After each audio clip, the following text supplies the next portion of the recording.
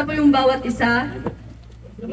Nagagandahan at nagugupuhan ng mga anak ng Diyos. Amen. Praise Jesus.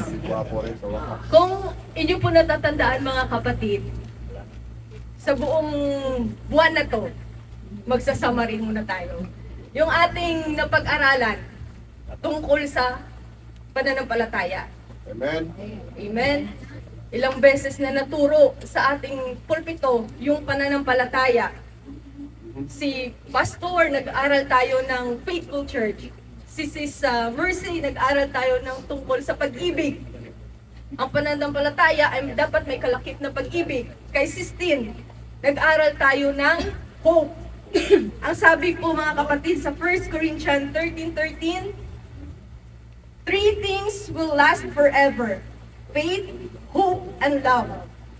And the greatest of these is love. Amen.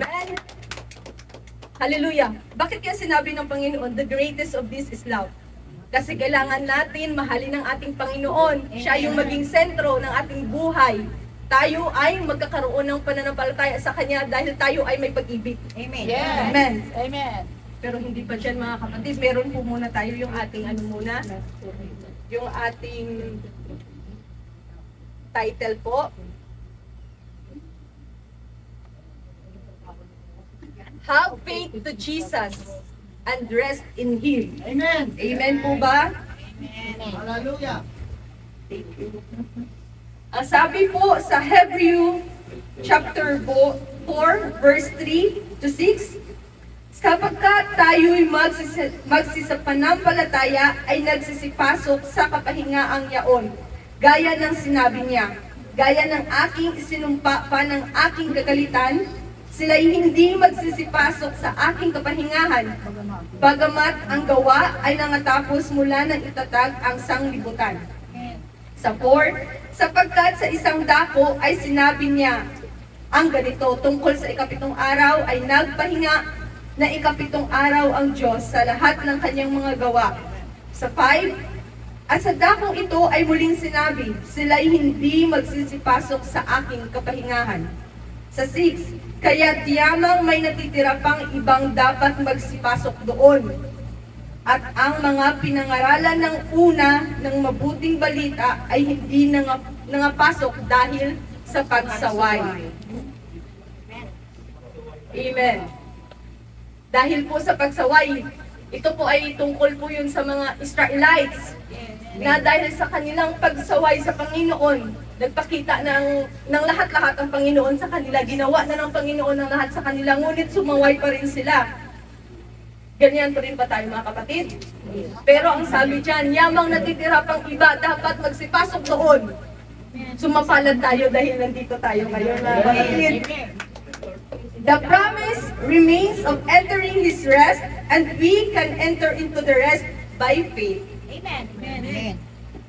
By faith sa ating pong pananampalataya. Dahil kung wala tayong pananampalataya, hindi tayo magkakaroon ng rest for God. Amen. Amen. Amen po.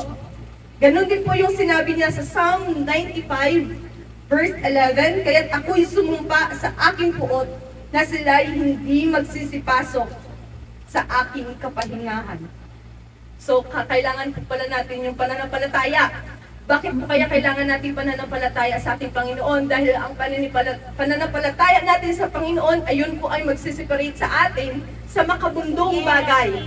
Dahil nakatuon na yung puso natin, yung isip natin sa Panginoon. Sabi po sa Hebrews 4:2, sapagkat tunay na tayo'y pinangaralan ng mabuting balita, gaya rin naman nila. Ngunit hindi nila pinapakinabangan ang salitang napakinggan, dahil sa walang kalakip na pananampalataya ang nangaririnig. Amen. So tayo po ba, ano po ba tayo? Tumatalbog pa rin po ba yung salita ng Panginoon? Yung pumapasok dito, lumalabas, batingaw na pananampalataya. Wala po sa puso. Kaya nga dapat may pag-ibig tayo sa Panginoon. Dahil kung may pag-ibig tayo sa Panginoon, meron tayong pananampalataya, ma-absorb natin ang salita ng Panginoon. Katulad po sa nanay at tatay natin, di po ba sumusunod tayo sa kanila? Kung ano yung utos nila, sumusunod tayo. Amen. At bilang magulang, di ba po masakit na yung anak mo sinusuway yung gusto mo? Ganon din po yung Panginoon. Yes. Sorry, Lord. Ang sabi po sa Deuteronomy chapter 12, verse 8, huwag ninyong gawin ang ayon sa lahat ng mga bagay na ating ginawa dito sa araw na ito, na ang magalingin ng bawat isa sa kanyang paningin, sapagkat hindi pa kayo nakararating sa kapanginahan at samana na binigay sa iyo ng Panginoon ninyong Diyos. Amen. Huwag tayong maging magalingin. Hindi porket na nag-church ka, hindi porket na may ministry ka, hindi porket na ikaw ang marunong sa lahat, pinupuri mo na yung sarili mo, yung kapwa mong kapatiran mo, dinadown mo na. Kasi sa Panginoon, wala po tayong baliwala po yung ating pinag-aralan. Amen. Dahil sa Panginoon, ang importante sa Panginoon, yung pananampalataya natin sa Kanya. Amen. Anuhin mo yung ministry mo kung wala kang puso sa Panginoon. Ginagawa mo nga yung tungkulin mo, pero dito ka lang pag Friday lang. Amen. Wala na kinabukasan. Amen. Hallelujah. Hallelujah, Jesus. That's it. Paano natin makakamtan yung mana na ibibigay sa atin ng Panginoon? Kung nagpapagal tayo, nagsisimba tayo, ngunit nandun pa rin tayo. Hallelujah. Maging walang kabuluhan po. Naluloko lang natin yung ating sarili. Nagbibigay ka ng tithes, malaki nga yung tithes mo. Kung wala sa puso mo yung pagbibigay. Nag-aalay ka ng awitin, ngunit hindi naman pala nasa puso. Nga lang.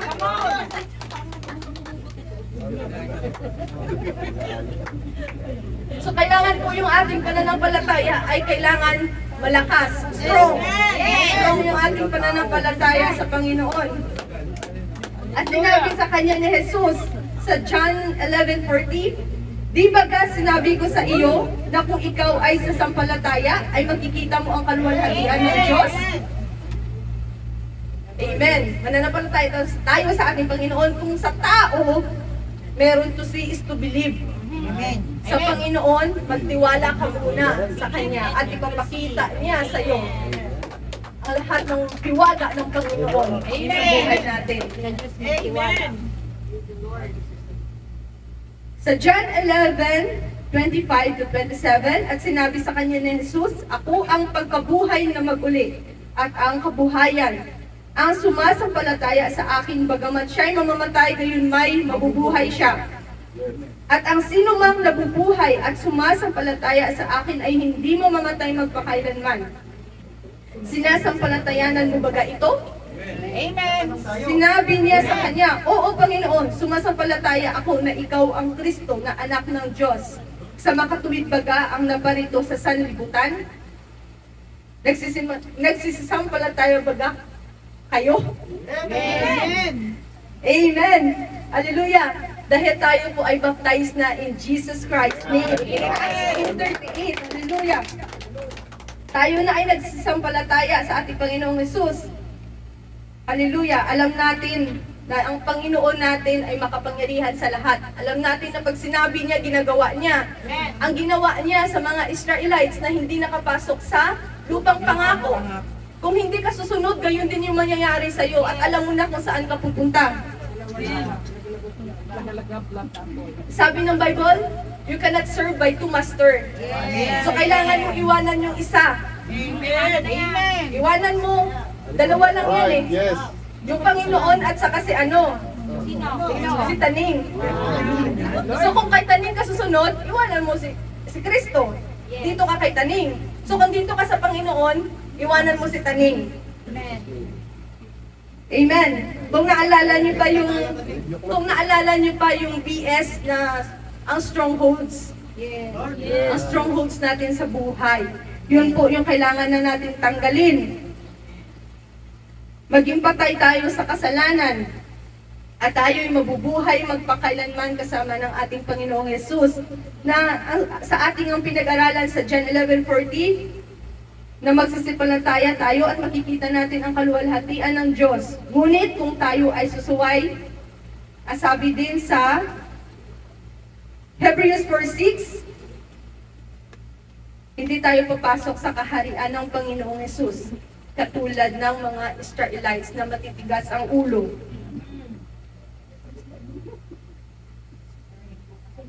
So hingiin po natin yung pananampalataya natin kung paano yung ibang kapatid natin nagiging strong yung pananampalataya at ikaw po ay nangihina sa pananampalataya mo.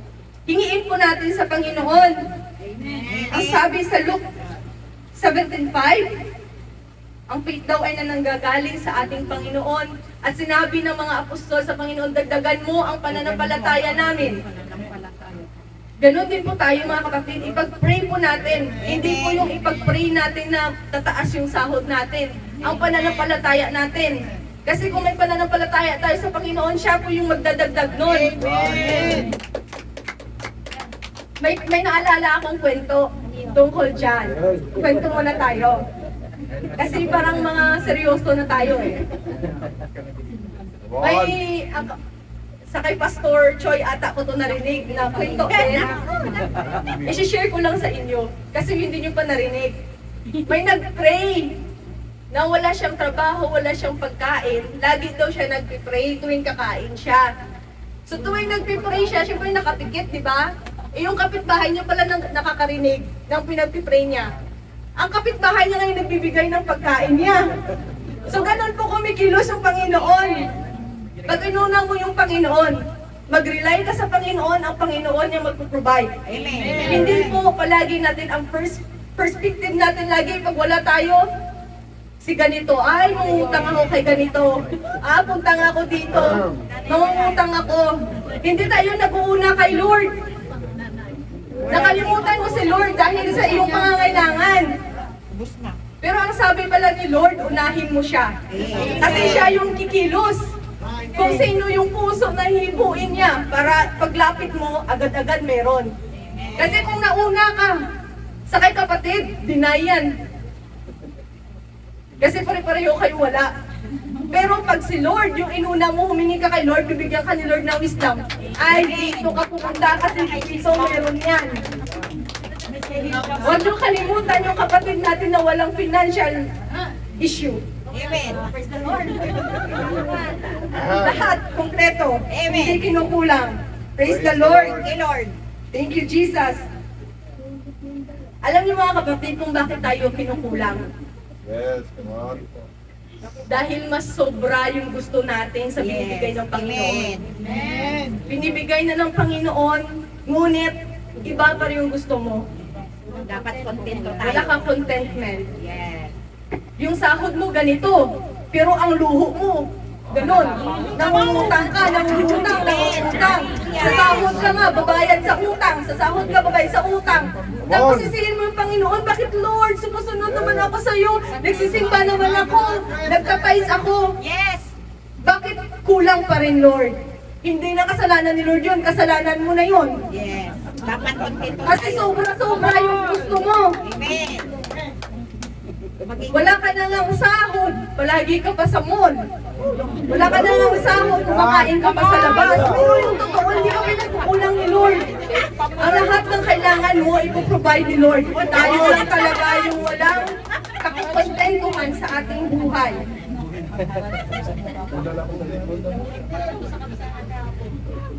Praise the Lord, come on. So ang ating pananampalataya ay nade-develop, nano-nurture, tumitibay, una sa panalangin. Amen. So develop a prayerful lifestyle. To increase your faith in God, you must cultivate a prayer lifestyle. The only way to enter God's presence is through prayer. Amen. Hindi natin hindi natin kailangan ng wifi connection or ng load. Libre. Ngunit, iba tamad pa. Magpipray lang, puro hingi. Magpipray lang pag may kailangan.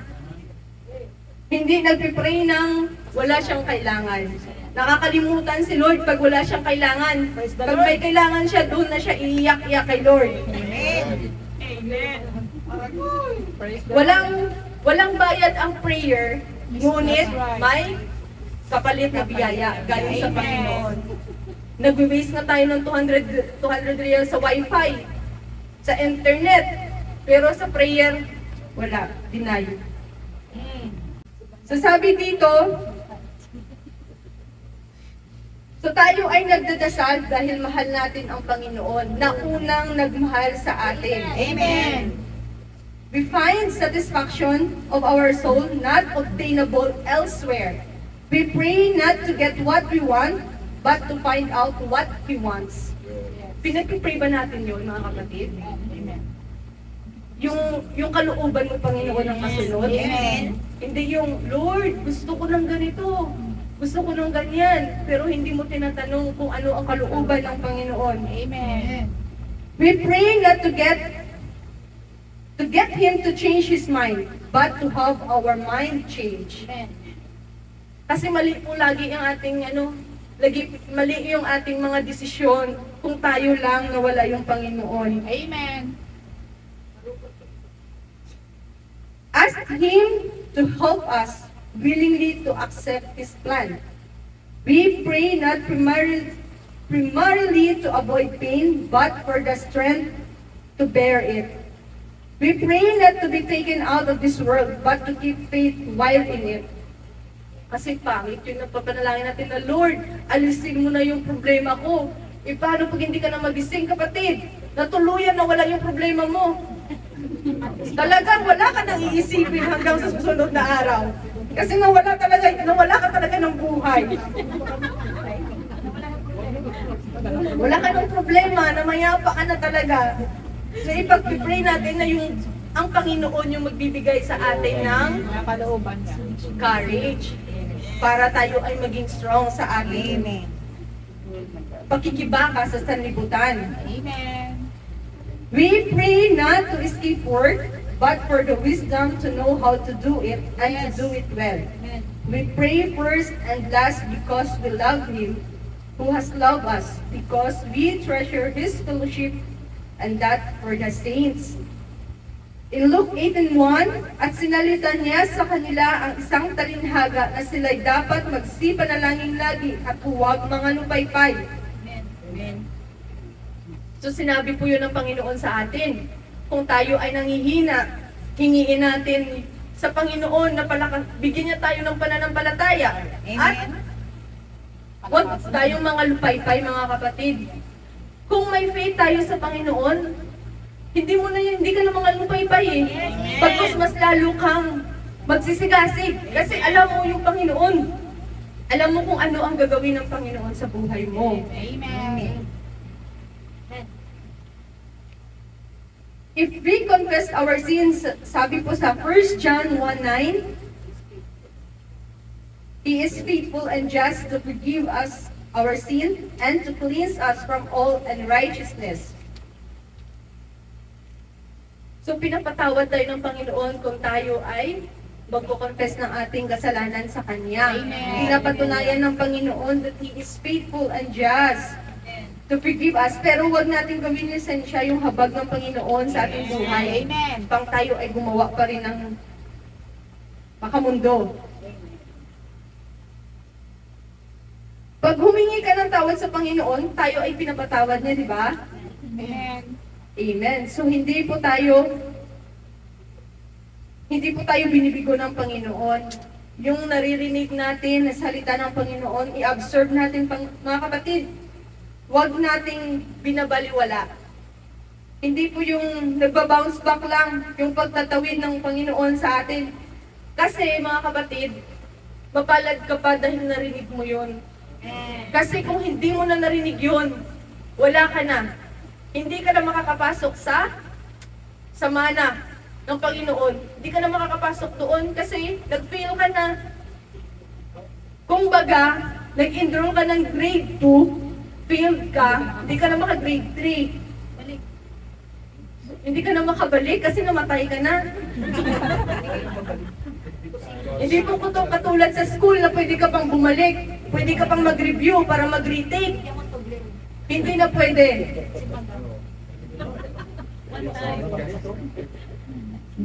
So John 14:24, ang hindi umiibig sa akin at hindi tumutupad ng aking mga salita at ang salitang inyong narinig ay hindi akin. So malinaw. Yes. Kung hindi mo naririnig yung salita ng Panginoon at hindi ka tumutupad nun, narinig mo nga pero hindi ka tumupad, ibig sabihin dito ka, hindi ka sa Panginoon.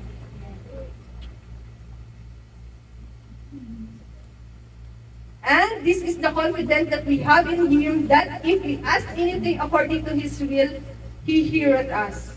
Sa 1 John 5:14 po yan, kapatid. Ay sabi po sa Psalm 84:11, sapagkat ang Panginoong Diyos ay araw at kalasag. Ang Panginoon ay magbibigay ng biyaya at kuluwalhatian. Hindi siya magkakait ng anumang mabuting bagay na nagsisilakad ng matuwid. Amen? So kung naglalakad tayo ng matuwid, alam mo na kapatid, ang problema ay gumagaan. Amen. Amen. Katulad ng mga Israelites, mga kapatid, kahit gaano katigas yung ulo nila.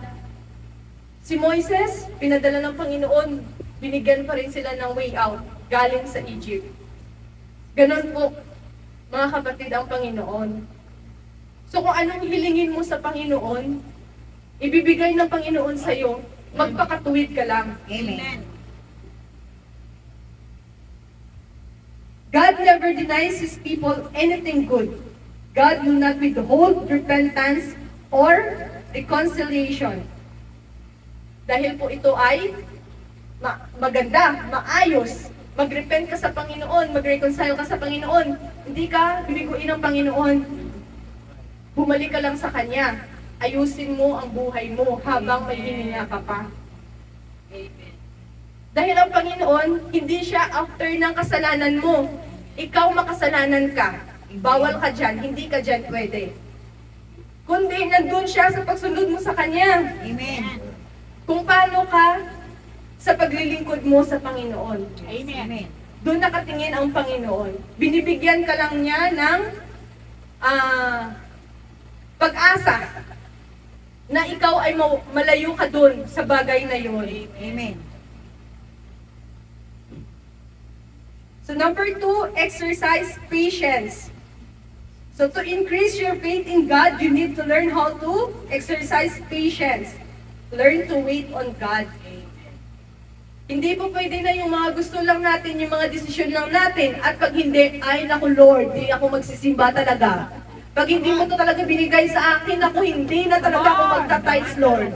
Pag hindi mo in-increase yung sahod ko, Lord, hindi na talaga, Lord. Hindi na talaga. Last na to, Lord. Last na.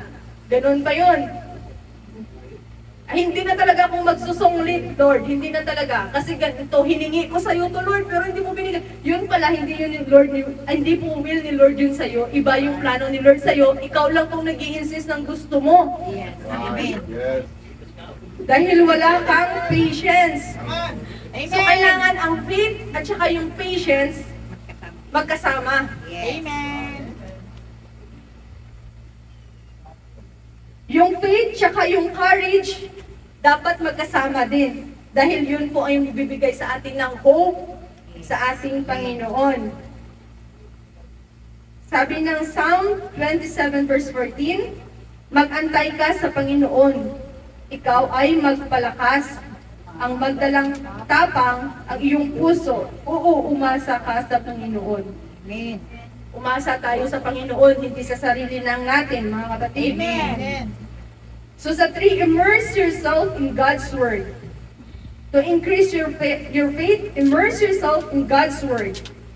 So study the Bible, ang sabi. Pero nagsa-study lang tayo pag may, ikaw ang Bible teacher. Ikaw ang Bible study. Amen. Ang Bible na alikabukan. Ako yun ah. Ang Bible, may Bible ka na aalikabukan. Tinatago lang. Dahil baka matupi-tupi, di mo na mabasa, yung pala kailangan mong basahin. Yes. Amen. Amen. Dahil po sa salita ng Panginoon at tayo ay may pananampalataya sa Panginoon, tayo po ay magbabago. Paunti-unti, mga kapatid, hindi po agad-agad instant. Pero pag may pananampalataya ka sa Panginoon, unti-unti kang babaguhin ng Panginoon. Nakikinig ka ng salita niya, ina-absorb mo yung salita ng Panginoon, unti-unti ka magbabago. Amen. Hindi mo lang pwedeng sabihin na last na to, hindi ko nagagawin. Kasi sa bunganga lang yun. Pero kung nakikinig ka ng salita ng Panginoon, sa buhay mo, yun. Amen. Amen. Yun talaga. Yun talaga. Amen. Amen. Sabi sa Romans 10:17, to hear and understand at the same time, this is the faith gained by hearing to understand the Word of God. Sa ating pananampalataya at ating pag-aaral ng salita ng Panginoong Hesus, doon po natin mas lalo siyang nakikilala. Doon natin nalalaman yung tama at mali. Amen. At kung paano tayo maging tapat sa ating paglilingkod sa Panginoon. At kung natin makilala na tunay pala ang salita ng Panginoon, tunay na ang ating Panginoon ay buhay. Hindi lang to biro-biro. Sabi nga ng ating worship leader, hindi po biro-biro yung ating paglilingkod sa Panginoon. So habang may buhay pa, magbago. Magbago. Kasi binibigyan pa tayo ng buhay, ng hininga ng Panginoon. Chance lang yon. Baka hindi mo alam mamaya, paglabas mo sa pinto, hindi mo alam anong mangyayari sa'yo. Hindi natin alam ang buhay natin. Amen. Kaya kailangan po mga kapatid, yung ating nadidinig, naririnig, huwag po natin patalbugin. Amen. Kailangan po natin i-absorb. Amen. Baka may magalit sa akin kasi sinasabi ko yun. Dapat na magpasalamat sa akin dahil sinasabi ko yun. Kasi kung hindi ko lang sinabi, at nahuli ka pala, bukas wala ka na, ako masisisi. Bakit kasi hindi mo pinangaral to? Ikaw yung BS. Yes. Nakalimutan mo ata. Praise the So Lord. magpasalamat tayo na sinasaway tayo. Amen. Na tinutuwid tayo. Thank you, sis. Pag nasa Panginoon tayo, magpapasalamat tayo. Pero kung sa diablo ka, tatalbog din yan. 4, receive the Word of God. So to build your faith in God, you need to receive the Word of God. Hindi lang tayo tagapakinig. Kailangan nire-receive. But what does it mean to receive the Word of God? Receiving the Word of God means to heed and apply the promises and principle of Word of God in your day-to-day life. It means to live out the truth you discover in the Bible. In other words, you are not only a hearer but also the doer of the words. Sa James 1:22. Sa 22 po muna tayo. Datapwat maging tagatupad kayo ng salita at huwag tagapakinig lamang ng iyong dinadaya ang inyong sarili.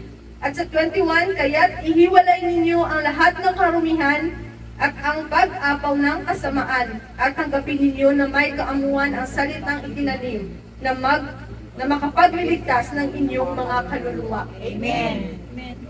So tanggapin mo, kapatid, dahil yun ay kaliligtas ng iyong kaluluwa. Yes. Napanood niyo ba yung share ni Mrs. Mercy sa sa group? Yung iba't ibang klase ng preaching? Yung sinabi ng preaching, walang spiritual anesthesia. Walang spiritual anesthesia, kaya kailangan mo absorb. Kasi hindi ka manhid.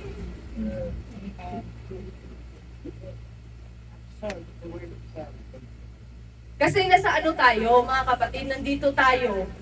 Kailangan ina-absorb natin yung salita ng Panginoon. Masakit, pero kailangan natin i-absorb, Yes, mga Amen. kapatid. Amen. Dahil pinapangaral yan dahil sa ikaliligtas natin. Kaliligtas mo at ikaliligtas ko. Hindi po sa dinadown ka, makasalanan ka. Hindi po tayo ganon. Amen. Dahil walang sinuman ang makakasabi ng ganon. Amen. Sa bawat isa. Yes. Ang Panginoon lang. Panginoon lang. Yes. Amen. Amen. Kaya't ihiwalay ninyo ang lahat ng karumihan at kasamaan sapagkat narinig na natin ang salita ng Panginoong Diyos. Anong mangyari sa atin sa pagdating ng araw hindi kapag di nagpapaayos sa Panginoon? Nakakatakot. Sino ba yung kawawa? Sila. Dahil si kapatid mo na nangangaral, ay para yun sa'yo. Kasi kung si pastor nangaral dito at pinapabayaan lang tayo mga kapatid, ibig sabihin di tayo mahal ni pastor. Gusto niya siya lang maligtas. Pero pag pinapangaral ng bawat isa na tatayo dito, yung kaligtasan, paano tayo maligtas? Ibig sabihin, mahal tayo ng kapatid natin. Amen. Dahil yun ang salita ng Panginoon. Hindi mo mababago yun. Kahit nga po, di ba, ang Panginoon, ang mga Israelites, mahal niya yung mga Israelites. Kaya niya nilabas sa bansang Ehipto. Pero sumuway pa rin sila. Nilatag na nga sa atin yung lahat. Grabe na yung grabe na, may Tuesday, may Thursday, may Friday, pa naman sa isang linggo, tatlong BS. Hindi mo pa talaga ma-absorb. Wala ka pa rin naunawaan, wala ka pa rin naintindihan, hindi mo pa rin matuwid yung sarili mo. Grabe na ang pangangaral sa'yo. Talbog pa rin. Come on. So sa 5, join a Christian fellowship. To grow strong in your Christian faith, you need to fellowship with another Christian. Sa ating mga kapatid. Sa mga kapatid, tayo po ay support system ng church. Tayo po ay nagkakaisa, hindi tayo nagpapaligsahan, hindi natin kinukuligsa kung sino yung makasalanan. Kundi tayo ay nagli-lift up para sila ay maligtas. Amen. Sa 1 Thessalonians 5:11 to 13, datapwat ipinamanhik namin sa inyo mga kapatid na inyong kilalanin ang sa 11 po muna. Datapwat dito kayo'y mangag-aralan at mangagpatibayan sa isa't isa sa inyo gaya ng inyong ginagawa. Sa 12, dapat ipinamanhik naman sa inyo mga kapatid na inyong kilalanin ang nangangaral sa inyo at nangamumuno sa inyo sa Panginoon at nangagpapaalala sa inyo. Amen. 13, at inyong lubos na pagkamahalin sila sa pag-ibig dahil sa kanilang gawa. Magkaroon kayo ng kapayapaan. So magpasalamat tayo sa ating mga leaders, sa elders, sa pastor natin. Hindi yung sinabihan ka lang ni pastor, tinutuwid ka, ikaw pa to yung galit.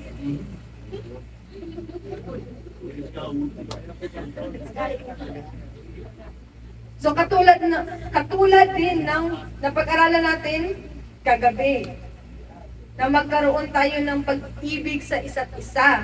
Amen. As brothers and sisters in Christ. Hindi po yung eros love. Hindi yung pinagnanasaan mo ng kapatid mo. Amen. Tayo ay nagmamahalan dahil gusto natin lahat tayo makasama sa rapture. Lahat tayo sama-sama. Hindi po natin binabastos yung ating kapatid. Hindi tayo nag-iinggitan. Yes. Bagkus tayo po ay nag-unite sa kapulihan ng ating Panginoon. Hindi mo sasabihin na mas magaling ka. Amen. Hindi mo sasabihin na ako ang mas magaling. Amen. Kasi lahat privilege lang yan ng Panginoon. Amen. Kung wala, pasalamat ka kapatid kasi may talent ka. Yes. Binigay sa'yo kasi hindi lahat may ganong talent. So magpasalamat ka kapatid. Dahil pag yung kapatid mo natuto ng ganyang talent mo, i-kick out ka na. Doon ka sa labas, maghugas ng plato.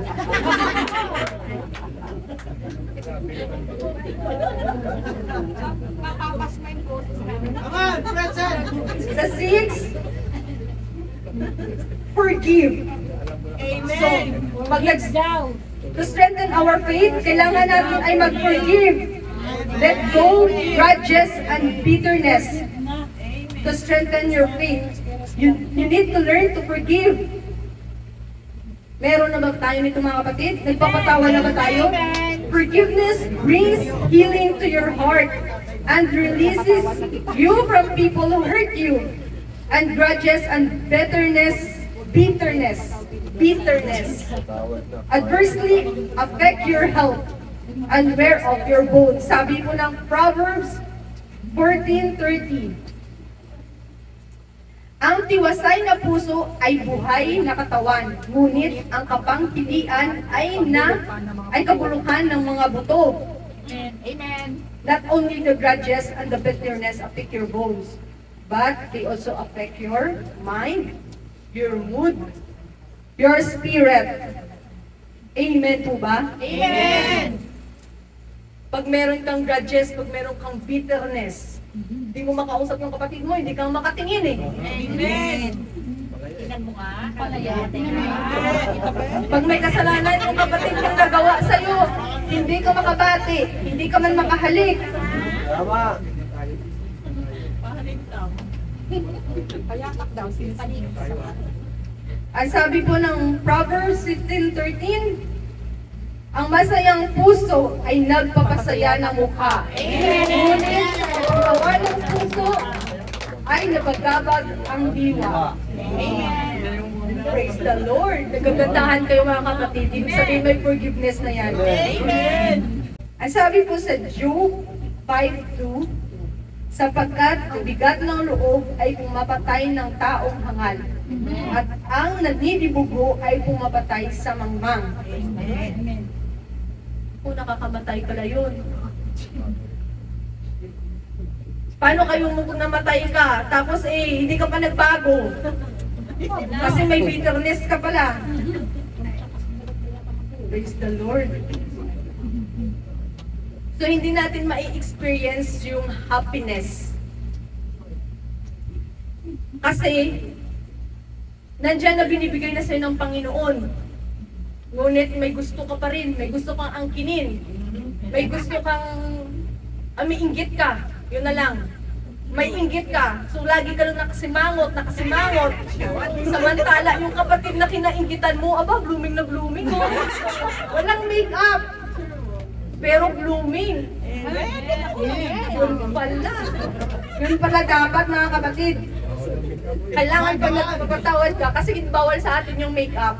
Pero pag maganda yung puso mo, maganda yung loob mo, nagre-reflect yan. Amen. Hindi mo kailangan ng make-up para ka gumanda at purihin ng maganda.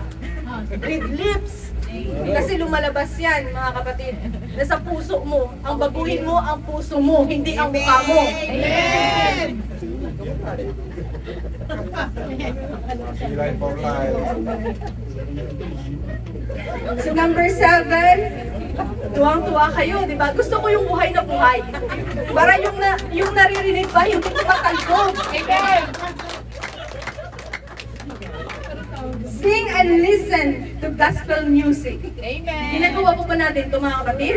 Or nandun po rin tayo sa rakrakan na kanta? Ano ba yun? Anong example? Bisalayaw. Praise the Lord! Bagong-bago. Kala ko itong bata. So sacred music encourage you to deeper in faith in Christ. Ang sabi po sa James 5:13,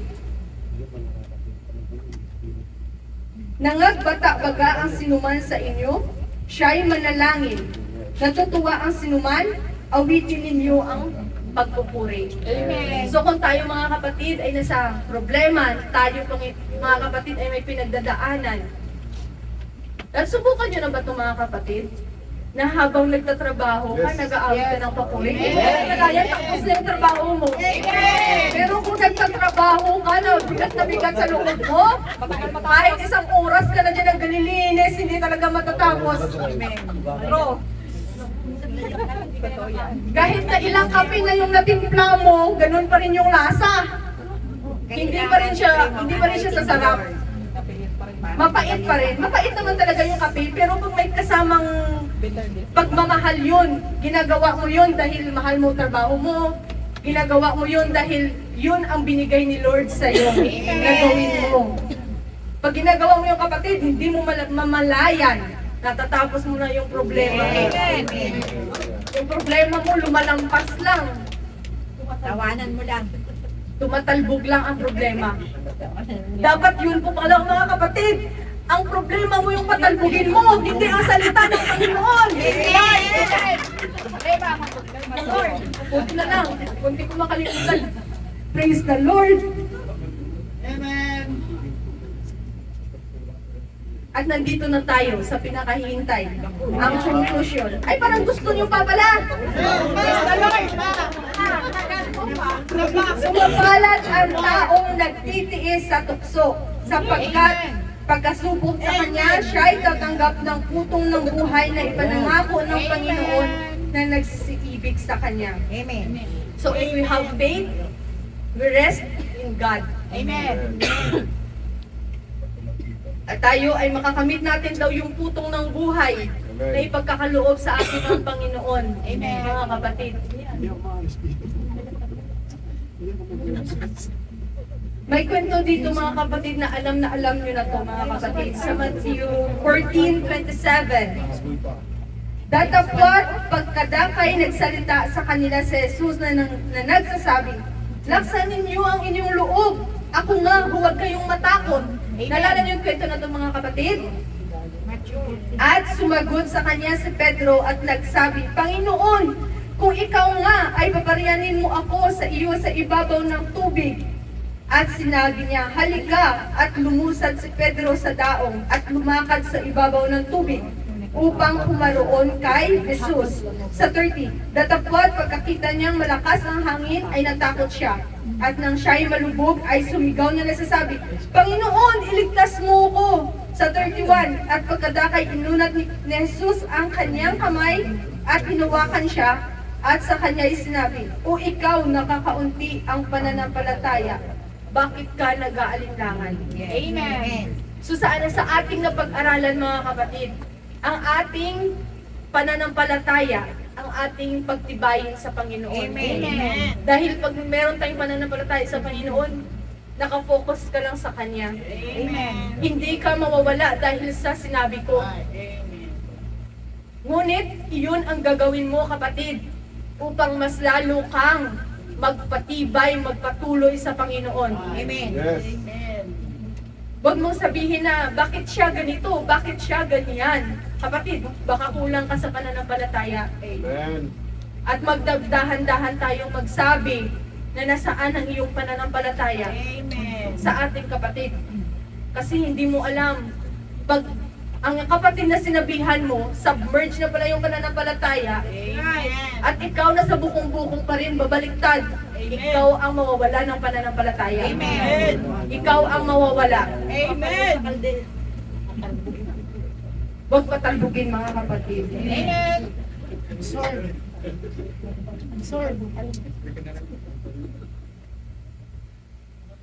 So sa ating napag-aralan noong Tuesday, di ba maganda yung napag-aralan natin? Amen. Noong Tuesday, yung ating pag-asa ay dapat na nasa Panginoon. Amen. Amen. At dapat mga kapatid, kung tayo ay nasa Panginoon, maging katulad tayo ng barko. Ngayong example ng kapatid natin, di po ba? May angkla. Amen. Kapatid, pag ikaw ang nasa gitna ng dagat at umaalon-alon, na yung alon ay malaki pa sa'yo. Ganun po tayo dito po tayo sa buhay natin.